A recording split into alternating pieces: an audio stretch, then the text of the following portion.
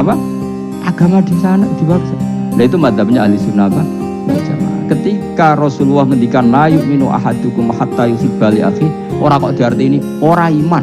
Jika yang menyala itu tidak iman, tidak seperti itu cara mengartikan ahli sunnah wal jamaah. Karena status itu tidak pernah hilang. Yang hilang hanya kesempurnaannya. Paham ya? Kesempurnaan kita jadi manusia hilang karena kita maling, karena jadi koruptor, tapi tetap kita manusia. Kesempurnaan kita sebagai orang mukmin hilang kalau kita fasik, tapi kita tetap mukmin. Paham ya? Makanya setiap hadis gitu kata ahli sunnah la yu'minu imanan kamilan. Wis dong. Ya terus alhamdulillah subhanallah. Ya udah mas malam rolikur.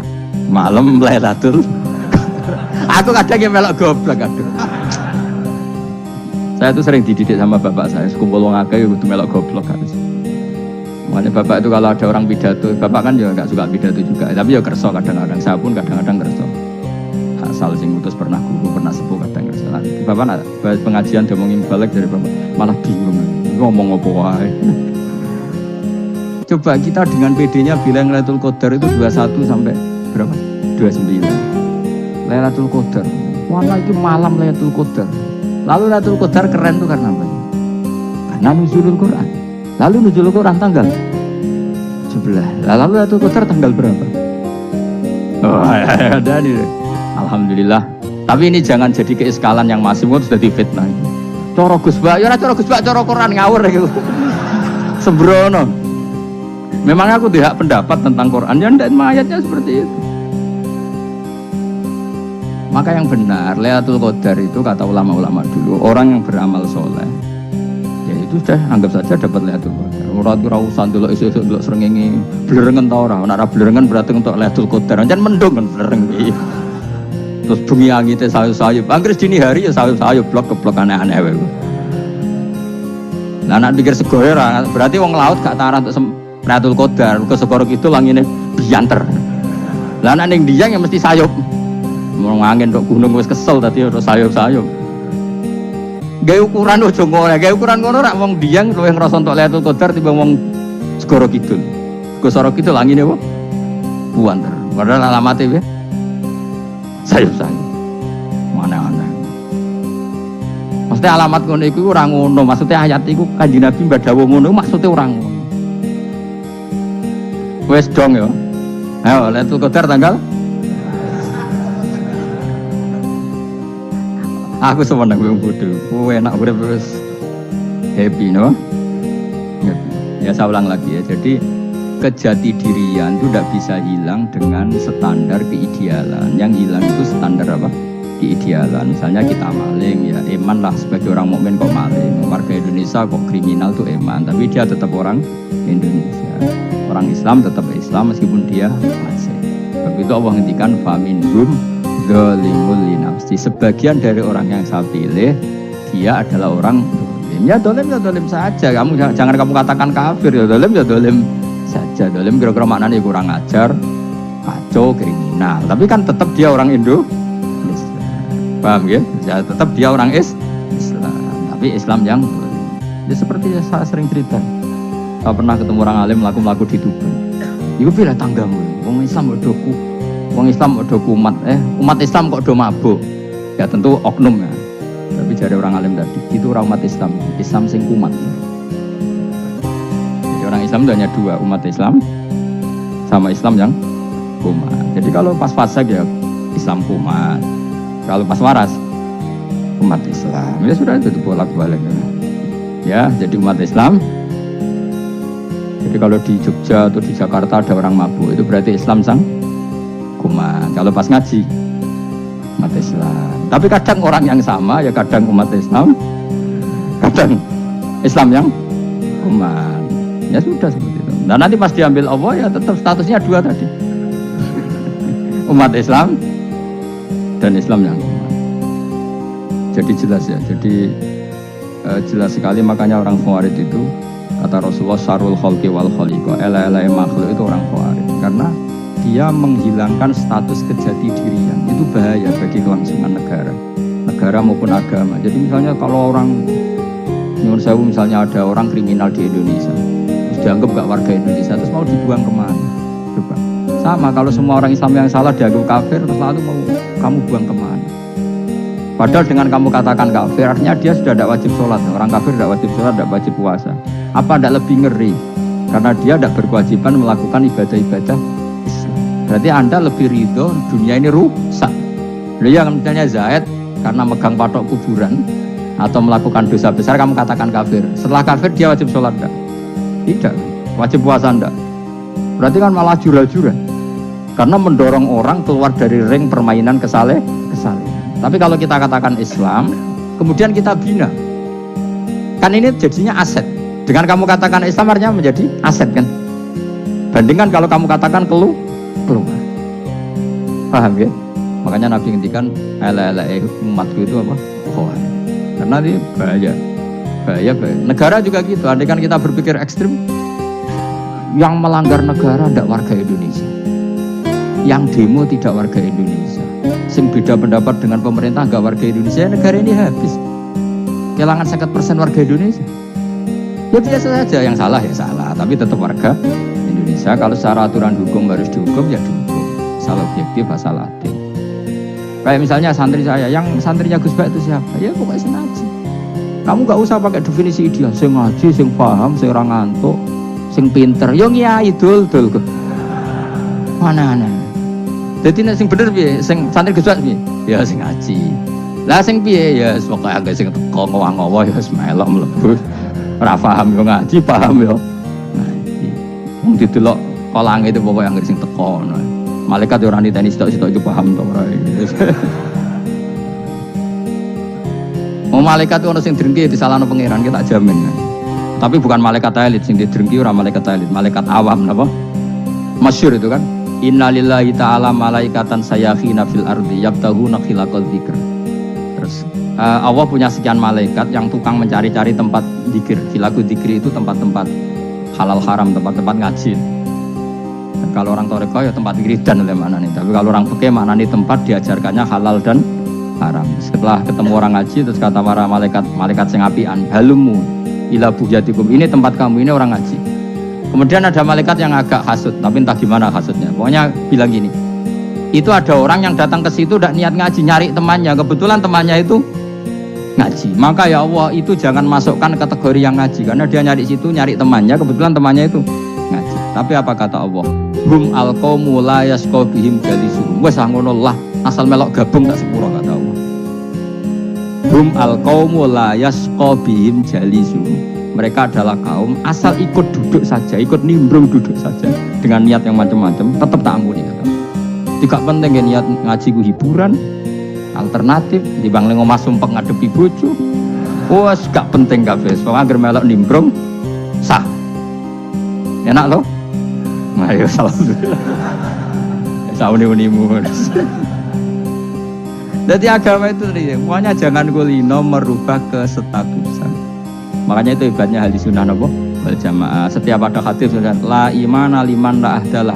Tidak ada iman bagi orang yang enggak nepati janji. Semua ahli sunnah nafsiri gimana? Tidak ada iman sempurna, tapi dia tetap mukmin, cuma tidak sempurna. Tidak dihilangkan status mukmin.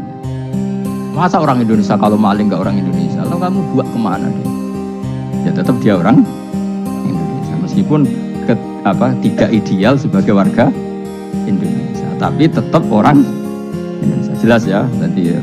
Summa awrasnal kitabal ladzina istofaina min ibadina. Terus orang yang istofaina itu berstatus faminhum zalimul linafsi, tapi tetap istofaina, tetap orang-orang apa?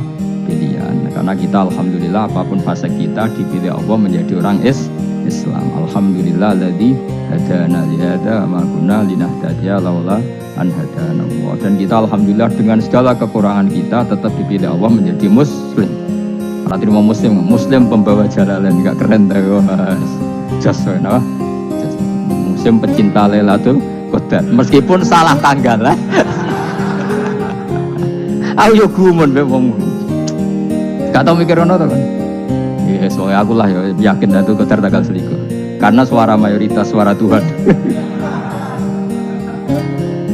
Kula ya melok goblok kan. Kula nang anggar malam 21 ya wiridanku tak tambah. Meskipun aku ya Ya rada eskal tapi Gusti niku suarane tiyang kathah nderek mawon. Oh, inna anzalnahu fi lailatul qadar. Quran itu tak turunkan pada malam.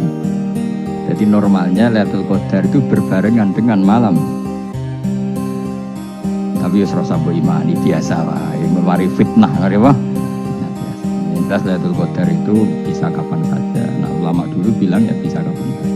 Cuma kata ulama-ulama bisa saja diturunkan di tanggal itu. Ya bisa itu karena memang nuzulul Quran itu kan tidak semuanya di tanggal 17. Jadi di mana-mana itu ada simbol-simbol yang dipakai. Istilahnya tanggal 17 itu simbol, memang kebetulan ada yang tanggal 17. Tapi kita tahu kan yang turun di Haji Wada juga banyak. Coba Haji Wada tanggal berapa? 9 Arafah. Bulan apa? Zulhijjah. Dan banyak ayat turun Isra Mi'raj misalnya. Ayat Isra Mi'raj turun bulan apa? Rejab kan? Ibu yang ngaji dorong hatam kecangkeman. Jadi Quran itu tidak hanya turun di Ramadan. Ya biasa saja. Makanya kayak saya itu kan biasa ngaji Quran. Ya setiap saat anggap Lailatul Qadar. Cuma kita ya ikut umumnya orang Lailatul Qadar itu tanggal 21, 23. Aku lah senang malaikat yang bagian panitia itu ben jelas fokus di tanggal itu. Tapi kamu jangan pernah berpikir menafikan hari-hari lain bagi ulama tertentu, bagi wali-wali tertentu. Mereka ngalami Lailatul Qadar kulla lailah. Banyak wali yang bilang saya ngalami Lailatul Qadar kulla lailah, maksudnya karena kulla lailah zaman Nabi itu pernah dituruni Quran dan semua itu artinya Lailatul Qadar. Tapi tentu ada simbol. Kayak kemerdekaan Indonesia itu dimulai tanggal berapa? 17 Agustus. Sebetulnya ya enggak. Ketika Jepang kalah itu ya sudah merdeka. Dan daerah tertentu sudah lama dulu merdeka kayak Aceh. Karena dia tidak merasakan dijajah Belanda. Daerah tertentu ada setelah diproklamasikan tetap berjibaku dengan penjajah. Banyak enggak ketika diumumkan kemerdekaan masih yang berjibaku ngelawan penjajah? Banyak. Tapi kita butuh simbol. Jadilah kita ngambil 17 Agustus. Ngono kok ra iso. Jadi tanggal itu ada tanggal hakiki, tanggal simbol. Meskipun yang hakiki ya simbol ya hakiki. Dong ya. Alhamdulillah. Ya kok do pinter aku. Maksudnya ben kulino mikir, ben urip itu gak glonyar-gloyor. Rajilah. Wah halus, makanya goblok barokah bener. Karena saya itu kenapa kok tahu goblok barokah itu gini ya. Satu supaya saya tidak takabur ya. Saya akan kecelok wong alim berat takabur. Dua aja wong goblok ya ono pinter ya. Kayak wong iku lho, kayak wong naik apa jenenge? Naik jambian 17 Agustus tuh. Apa? Targetnya Panjat Pinang. Itu kan nilainya hanya berapa yang di atas kira? Kalau di sini berapa nilainya? Ini kalau diberikan diuangkan 1 juta ada? 1 juta. Bagi penonton tuh kan gitu. Cek goblok ya demi duit 1 juta gelepotan kayak gitu kan. Wong barang angel kok dilakoni. Goblok banget kan gitu jare sing ra melok. Tapi ya delok aku seneng. Tapi kon melok ora gelem. Ya duit 1 juta ya tak rewangi gitu. Orang goblok ya gitu. Dadi wong alim ku angel. Wis ngerti nak angel maka ora usah melok barang angel kan gitu. Berarti pinter gak wong goblok itu? Tak warai ya. Jadi wong alim itu angel. Maka saya menghindari barang angel. Menghindari barang angel itu satu kepintaran. Berarti orang bodoh adalah pintar. Tawar. Jelas ya? Jelas ya? Alhamdulillah. Makanya kula niku kadang gitu, kok pinter kowe, Bang. Karena kamu tahu ngalim itu angel. Menghindari barang sukar itu pintar. Berarti wong bodoh itu pintar. Tapi pintar dalam kebodohan. Makanya harus respect. Wong bodoh itu napa? Respect. Dia tahu ngapal Quran angel, ngapal hadis angel, maca jalalan angel. Sesuatu yang angel harus dihindari. Menghindari barang angel adalah kepintaran. Wes ngono ae. Dadi kadang-kadang itu Gus Bab aku pinter. Kok iso? Dia tahu barang sulit kok dikejar. Itu kan satu kebodohan. Wes sak muni-munimu ngono dadi. Ben kowe syukur dadi bodoh yang syukur karena ternyata punya sisi kepintaran juga. Dalam kebodohan kita ada sisi apa? Kepintaran. Mun terus nang. Apa itu siapa? Alladzi ahallana darul muqamati min fadli. Allah dirupani dat ahalla kang manggono sapa ladina ing kita daral muqamati ing omah kang dadi hunian ilika mati rumah sing dadi hunian min fadli krana mu anugerah Allah. Nggih kula nyontokno bolak-balik iki. Semua ini kita di surga nanti berstatus lamanya-lama itu semua karena fadlnya Allah. Karena amal kita tidak cukup. Makanya Rasulullah pernah ditanya, ya Rasulullah betul orang surga masuk surga karena amalnya tidak, karena fadlnya Allah. Saya berkali-kali cerita dalam kitab-kitab tasawuf diterangkan ada seseorang yang nggak pernah maksiat, hidupnya taat. Kemudian ditanya sama Allah, kamu masuk surga karena apa? Saya karena nggak pernah maksiat, taat terus. Kata Allah, ya sudah kamu di sini aja 80 tahun. Ya kamu nggak apa-apa di surga sini berapa 80 tahun. Si Abid tadi, ahli ibadah tadi protes, katanya surga itu selamanya lama. Iya kata kamu kan karena amal kamu di dunia kan hanya 80 tahun, umur kamu kan hanya 80 tahun, ya berarti surga kamu 80 tahun dong, karena kamu menganggap surga karena amal kamu. Fair kan? Amal 80 tahun surganya. Tapi kata jenengan surga itu selamanya lama. Sing selamanya lama itu fadolku itu gak ada habisnya. Kalau amal kamu ada habisnya. Terus kata orang tadi, "Nggih Gusti kula mbusga fadole jalan." Gak, aku kecewa jadi. Jadi orang itu harus pakai logika. Makanya agama ini ojo nuruti cerdas sing gak punya sanad. Lalu gunanya amal apa? Kalau kita masuk surga mergo fadole pangeran, bocah kok geblek gendeng campur gak disanad. Kita ini punya sanad dari guru-guru kita. Kalau semua surga Allah mensifati itu min fadli, ada unsur fadlnya Allah meskipun kita ngamal. Karena tadi kalau karena amal kita hanya sak soleh-solehmu 80 tahun. Iku enak soleh terus. ABG puber pacaran tua dadi mubalek ya ta ora? Ayo ngaku ae. Tuane delok duang-dutan gede-gede sunah Rasul. Coba kuwapir suwi bareng Islam anyaran sudah dadi mubalek banyak. Artinya enggak 80 tahun total kita jadi orang apa? Soleh. Mustafa titik soleh ya lagi gayane saiki khusyuk. Bisa numpak trail gaul. Untung rengono Harley di sini. Nah, kalau karena amal kita berarti kita di surga hanya 80 tahun. Terus kata Allah, ya, tapi kata jenengan surga selamanya lama. Yang selamanya lama itu fadl saya, anugerah saya itu tanpa batas. Makanya kita tetap yakin kita seperti ini nanti di surga itu kabeh fadlih Allah. Seperti nas di sini apa? Alladzi ahallana darul muqamati min fadli, bukan karena amal tapi apa? Min fadli. Bahwa amal kita itu ikut dipertimbangkan ya, tapi ya termasuk yang dipertimbangkan, bukan segala-galanya. Yang paling menjadi abadi di surga adalah fadlih Allah, karena fadl dan rahmatnya Allah itu yang tidak terbatas.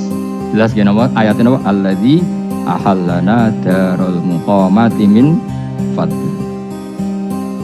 Laya masuna orang kepona ing kita via ing dalam jannah apa nasobun apa kangelan eta abun desi kangelan walaya masuna lan orang menyentuh na ing kita via fil jannah apa lungguh apa kerepotan ya untuk kesep kepayaan menata api saking repot ya ada mitaklifi karena orang anane mukallaf via ing dalam jannah ning swarga supaya enak ora perlu traweh ora perlu macam-macam semen kelon nabi bidadari sing nganggur-nganggur semen kelon nak sing soleh-soleh papan atas sesuai pengiran ya sesuai kelas masing-masing napa sesuai apa kelas masing-masing. Nah sing bapak melarat menawa numpak ampat ngalor gitu tuwabrakno bariku njaluk meneh tuwabrakno meneh. Saking dendame ning donya ora alpat ra iso numpak. Dadi numpak kan ya cemplungno jurang wae ya. Bariku njaluk apa? Anyar meneh. Bojo ngono sing wayu buak gentine. Saking dendame di bojo elek ning donya. Serapopo gak masalah ini swarga aman apa? Wa dzikrusani uta nyebut sing kedua atabi'i kang anut til awali maring sing awal ditasri karo nyeplosno binafsi lan nafeno lu. Maksudnya nasab manane repot, lugup ya manane repot. Diatafno berarti bener-bener ing akhirat itu ya ora ono repot, ora ono kangelan. Waladina uta wong akeh kafaru kang kafir sapa ladina, iku lagum tetep kedhe ladina nari jannah ten roko jannah. Orang-orang kafir itu pasti masuk neraka. La yukta. Maksudnya kafir dengan definisi yang mati alal kufri. Kalau masih di dunia kamu tidak bisa menvonis si A si B pasti kafir karena finalnya adalah di husnul khotimah atau su'ul khotimah. Maka status sekarang kita dikatakan mukmin ya sekarang, yang sedang kafir ya sedang kafir. Bisa saja yang sedang fasik nanti mati soleh, yang sedang soleh nanti mati fasik. Makanya kita nggak berhenti doa apa ya muqallibal qulub tsabbit qalbi ala dinik, karena kita tidak pernah tahu. Makanya status kafir ya wa matu wa hum kuffar. Sebagian ayat apa wa matu wahum kufar, status yang permanen adalah dalam keadaan mati, dia dalam keadaan kafir. Tapi kalau masih di dunia gini nggak jelas.